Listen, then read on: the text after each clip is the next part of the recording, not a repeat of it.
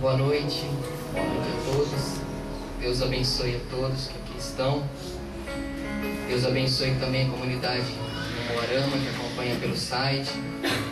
O César, a Elaine, o Paulo, a Márcia, o Bruno, a Carol e as nenezinhas que eu esqueci o nome. Deus abençoe também o povo de Itapeva, Paulinho, pessoal do Parque do Lago, o Eli, o pessoal de Barueri, o Márcio, o povo da Zona Leste, o Peter, o povo do Macedônia, esqueci alguém? Todas as regiões da missão, Deus os abençoe. E a cada um de vocês agradeço mais uma vez a presença aqui, para adorar nosso Senhor Jesus Cristo, para ouvir de Deus o que Ele quer de nós. E a palavra forte que o Senhor Jesus nos manda nesse dia é: não tenhais medo. Não há o que temer. Não tenham medo. Nós estamos do lado mais forte. Estamos do lado de Jesus. E as palavras de Jesus não passam. O Senhor Jesus não te promete uma coisa e depois não cumpre. Igual às vezes a gente promete a Jesus, mas a gente não cumpre. Ele permanece fiel. Eu trouxe hoje e vou partilhar com vocês umas 3 páginas do meu diário do ano de 1992. Bem comecinho que nós começamos lá, né? E eu sempre gostava de escrever algumas coisas que Deus falava para mim. E hoje eu achei esse caderno aqui, ó, tá todo comido de traça já, o caderno. E eu vi como as promessas de Deus se cumprem com o tempo, né? Na hora a gente não entende as coisas que Ele fala, mas o tempo vai nos ensinando que as promessas dele são para sempre. No dia 19 de maio de 1992, o Senhor Jesus me disse assim: meu filho, abra seus olhos e seus ouvidos para o meu Espírito. Deixe que eu te conduza a caminhar pela minha estrada. Porque nessa estrada que você caminhará terá muitos obstáculos. Mas eu o ajudarei e o acompanharei sempre. E você tenha coragem, porque te amo. E no dia 20 de maio de 1992, o Senhor Jesus me disse assim: meu filho, eu te envolvo agora com meu Espírito e preencho a sua vida com amor, pois farei de ti um pregador do meu nome e o acompanharei sempre com meus sinais. Não tenha medo, pois estarei sempre contigo. Basta que sempre me escute. Você vê, há 20 anos atrás, o Senhor Jesus me disse isso. 92, assim, 2012, né? Praticamente 20 anos atrás. Tem outra passagem antes da gente entrar na direção que eu quero partilhar com vocês, porque também faz parte da direção. Ele disse assim, no dia 24 de maio de 92: meu filho, te amo muito e nunca vou te deixar. Nunca te deixarei para que as coisas do mundo não vos seduzam e não vos engane. Não deixarei que você se perca. E a todos que você pedir, eu o abençoarei. Creia em mim, meu filho, e esteja aberto ao meu Espírito, para que não se confunda, mas a cada vez se abra mais a mim, para que cada vez mais seja maior a minha graça em sua vida. E a última que eu queria partilhar com vocês, essa do dia 26 de maio de 92, que ele disse assim: filhinho, eu vos amo e farei de vós pescador de homens. Você se entrega a mim e eu aceitei sua entrega, e o tomei definitivamente para mim e para meu serviço. Você será um grande pregador da minha palavra, porque eu estarei com você. Tenha fé em mim e evangelize meus pequeninos, porque eu os amo muito e amarei você também para sempre. Então vê que forte isso, há 20 anos atrás, onde eu nem pensava em falar, tinha vergonha até de falar, ainda tenho vergonha, mas tinha muita vergonha de falar, não tinha nenhum contato ainda com os pobres, com os pequeninos, e o Senhor falava, e à luz de hoje a gente entende um pouco disso. E eu quis partilhar isso, e tem muitas outras coisas que talvez eu partilhe mais para frente com vocês, para mostrar a fidelidade de Deus. O que Ele disse há 20 anos, 21 anos atrás, se cumpre. Tem um aqui que eu não li, mas o Bi lembra daquele encontro que nós fizemos com o Frei Teófilo, lembra? Eu coloquei no diário aqui, primeira vez que a gente repousou no Espírito, fez uma reza forte, né?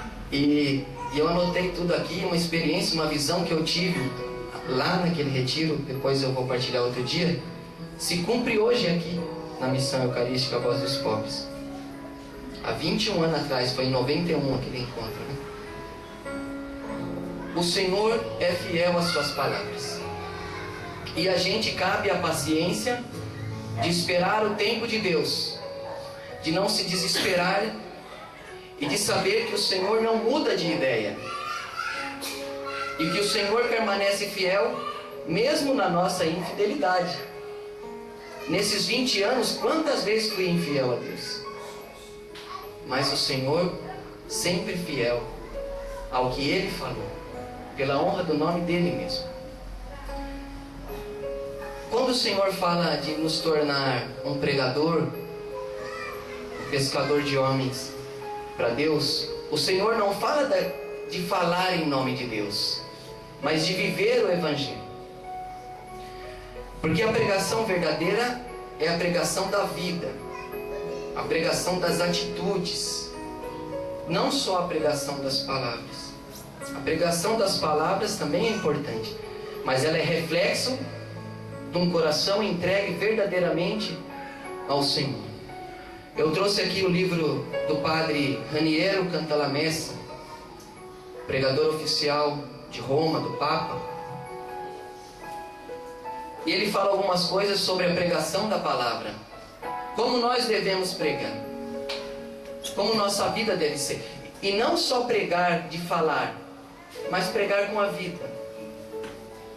Por exemplo, um guardiã, como a irmã Clara, uma guardiã é uma pregadora da palavra.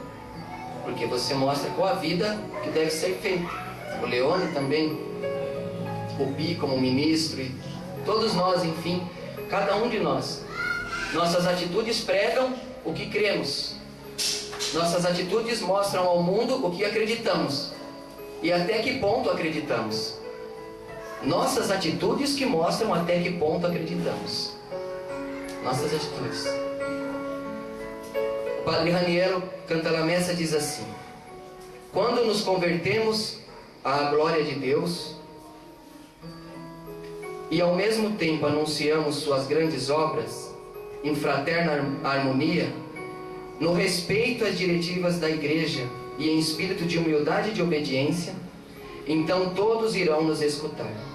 As pessoas sentirão seu coração transpassado. Vou repetir. Quando a gente se converte à glória de Deus e quando anunciamos as grandes obras de Deus com respeito ao que ensina a Igreja e em espírito de humildade e obediência, então todos vão nos escutar e as pessoas sentirão o coração transpassado. Diante de um pregador de Deus, ninguém fica indiferente. Ninguém. Diante de uma pregação verdadeira, de uma mulher de Deus, de um homem de Deus, de um coração mergulhado no mistério de Deus, ninguém fica indiferente. Parece que a pessoa está falando só com você. Então uns se revoltam e não gostam. Não ficam indiferentes, mas não aceitam. Outros aceitam. O coração se enche de contrição. Mas ninguém consegue ficar indiferente. Eu lembro que não por meus méritos, mas pela graça de Deus, que é santo, quando eu fui pregar no Alegrai-vos, Tava um barulhão no Alegrai-vos. E sempre quando alguém vai pregar no Alegrai-vos, fica aquele barulhão e aquela agitação, né? Quando eu comecei a falar, tudo ficou em silêncio. Vocês podem olhar. No YouTube tem a pregação. Tudo ficou em silêncio. O que ele vai falar? Os que não gostam querem ver o que você vai falar para te criticar. E os que gostam querem ouvir para aprender. Mas ninguém fica indiferente. Porque o Espírito Santo de Deus, como diz aqui o pregador do Papa, transpassa o coração. Lembra que Simeão disse à Virgem Maria: uma espada transpassará a tua alma, a fim de serem revelados os pensamentos secretos dos corações. Então, diante da palavra de um pregador verdadeiro, é revelado o pensamento secreto, a intenção secreta de um coração. Ali, diante da verdade, se vê quem é de Deus e quer seguir de verdade e quem não quer. Não existe espaço para ficar em cima do muro diante da força da espada penetrante que transpassa a alma, que é a palavra de Deus.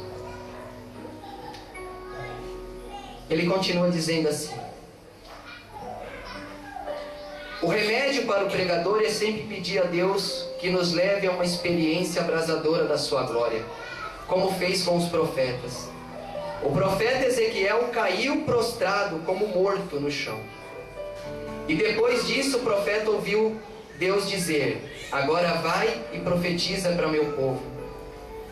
Quando o profeta levantou, era um homem novo, morto para a glória própria e capaz de transformar o mundo.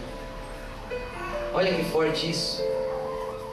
Ele diz assim: o remédio para os pregadores da palavra, e todos nós somos anunciadores da palavra do Senhor, com palavras, com a vida, com a música, com o exemplo.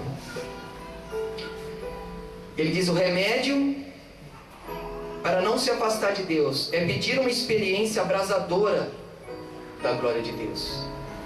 Como o profeta Ezequiel, que ao ter essa experiência cai prostrado como morto no chão. E depois ouve Deus dizer a ele: agora vai e profetiza para o meu povo. E o profeta se levanta, um homem novo, morto para a própria glória. Olha que forte isso. Um homem morto para a sua própria glória. Depois do encontro com Jesus, nós levantamos mortos para as glórias desse mundo. Não queremos mais nada para nós, a não ser tudo somente para a glória de Deus. Eram homens novos, mortos para a glória própria, e por isso, por causa disso, capazes de transformar o mundo. Quem está morto para a sua própria vontade, quem está morto diante do reconhecimento dos homens, que não se gloria nisso, que não põe no coração: eu vou pregar para que as pessoas comentem minha pregação, para que achem bonito minha pregação, vou pregar para mostrar o quanto que eu sei. Quem prega assim, prega para si mesmo. O pregador tem que ter, antes de tudo, amor pelas almas, amor pelas pessoas. Eu nunca fiz uma pregação sem antes rezar pelas pessoas que vão ouvir. Nunca. Sem oferecer a missa que eu participo por cada coração. E pedir que o Espírito Santo, o Pai dos pobres, principalmente agora na época da missão, sempre que eu vou falar, eu faço essa oração ao Senhor. Que o Espírito Santo, Pai dos pobres, me dê alimento para os filhos, pois sou um pai mendigo, que não tenho nada a dar para meus filhos. Então que o Senhor me socorra com a graça e dê alimento para meus filhos da missão. E é o Senhor que nos fala aqui. O Senhor que nos ensina. O Senhor que nos alimenta, a mim e a vocês. Agora que eu tenho o computador lá em casa, eu assisto a pregação da quinta-feira, porque eu sou o primeiro a aprender com tudo que o Senhor fala aqui. Eu assisto, presto atenção em cada coisa que o Senhor falou através de mim, porque sei que Ele falou. E quanto eu aprendo, e os ouvidos do pregador devem estar sempre atentos para o que o Senhor está falando por sua própria boca. O pregador do Papa continua dizendo assim: o mundo está desarmado contra tais pregadores. Com eles não é possível implementar seu poder de sedução e de lisonja. Olha só, como um homem e uma mulher de Deus tem a força de Deus. E aqui ele diz, o mundo está desarmado contra essas pessoas doidas, né?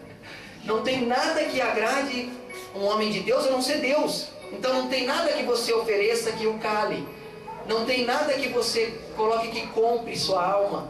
Porque ele está morto para esse mundo, ela está morta para esse mundo. Então o mundo não tem armas contra alguém que já está morto para o mundo.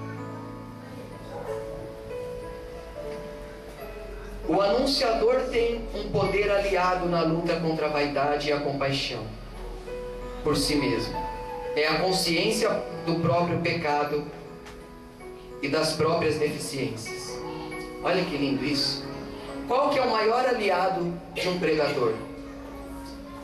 O pregador do Papa ensina. O maior aliado de um pregador é sentir em si mesmo a consciência do seu próprio pecado e das suas fraquezas. Quando, por exemplo, explica uma palavra, o primeiro que ouve é ele mesmo. E o primeiro a ser questionado é ele mesmo.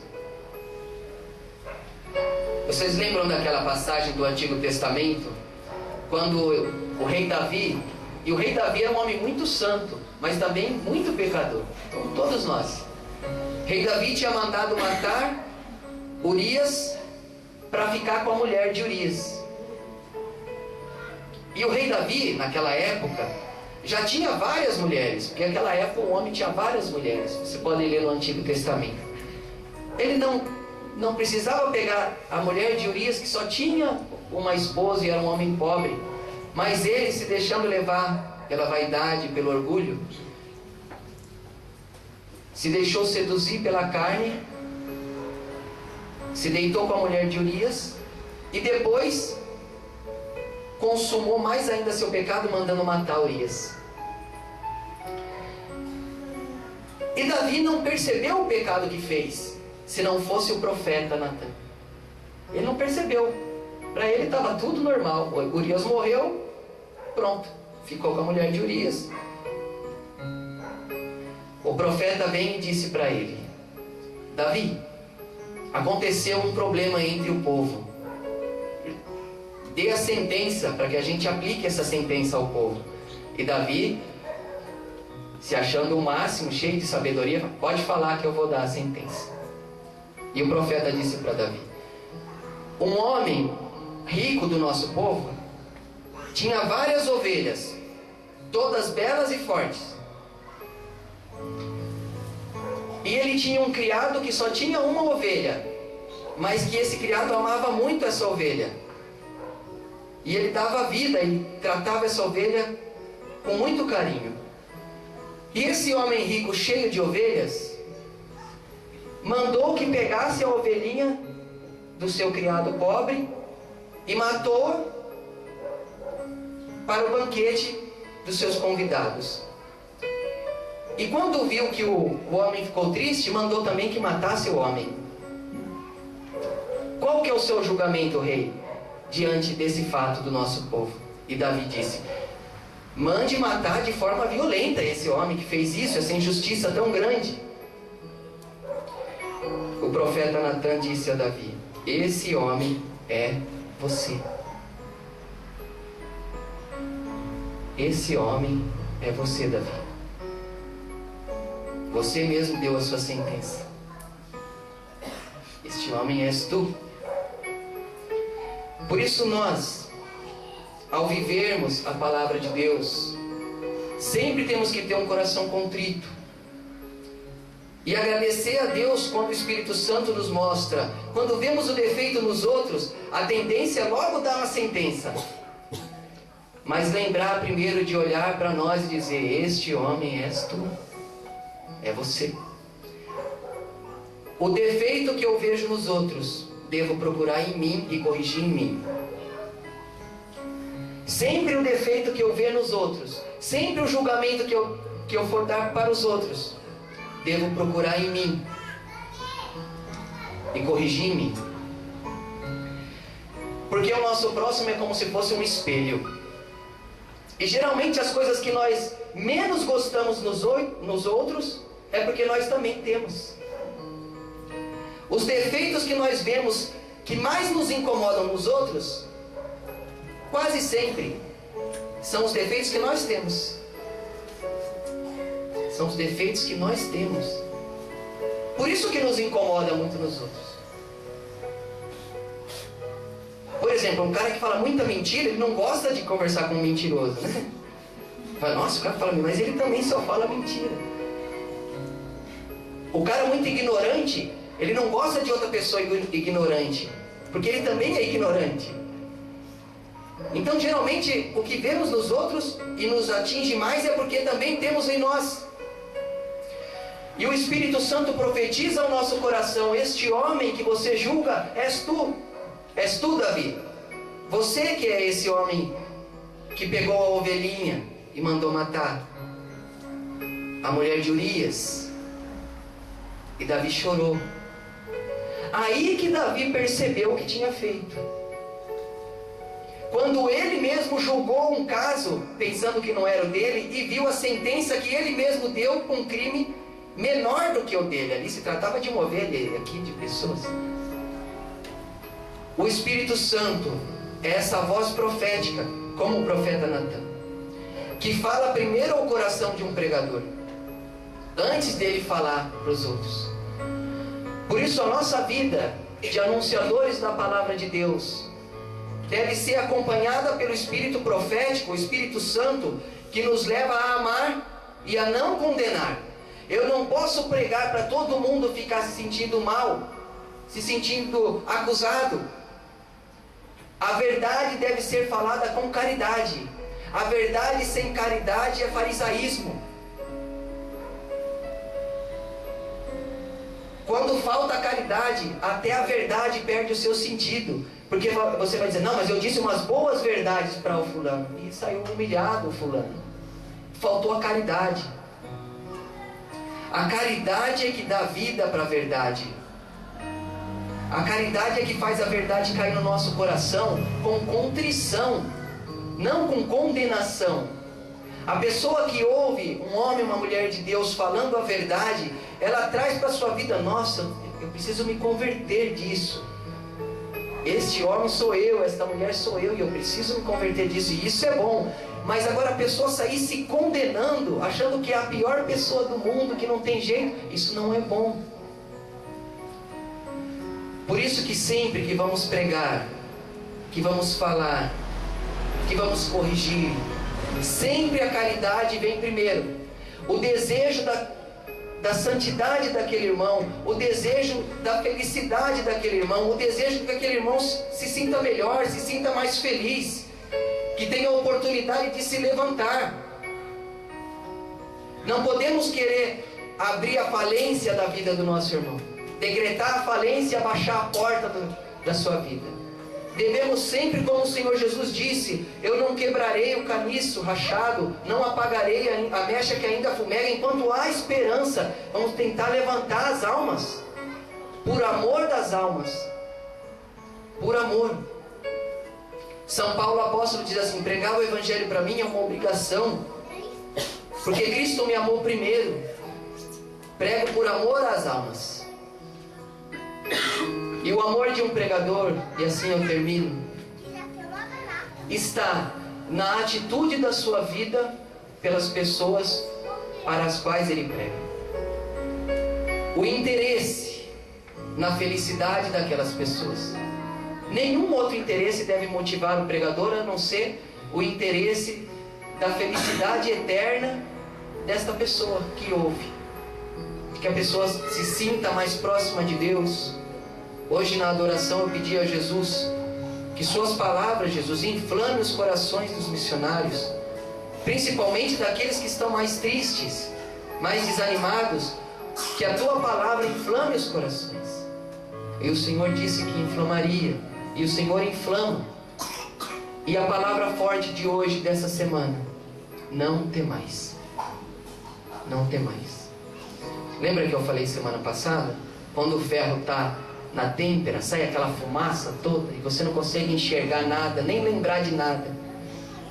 Talvez não lembre nem das palavras do fundador, mas por causa da fumaça. Mas ter calma. Ter calma. E tudo logo passa, logo vem o calor de novo, depois vem a martelada de novo, depois vem a têmpera de novo, a fumaça. E assim a gente vai caminhando até estarmos configurados com o Senhor Jesus Cristo. Louvado seja nosso Senhor Jesus Cristo. Sempre seja louvado. Então vamos ficar de pé.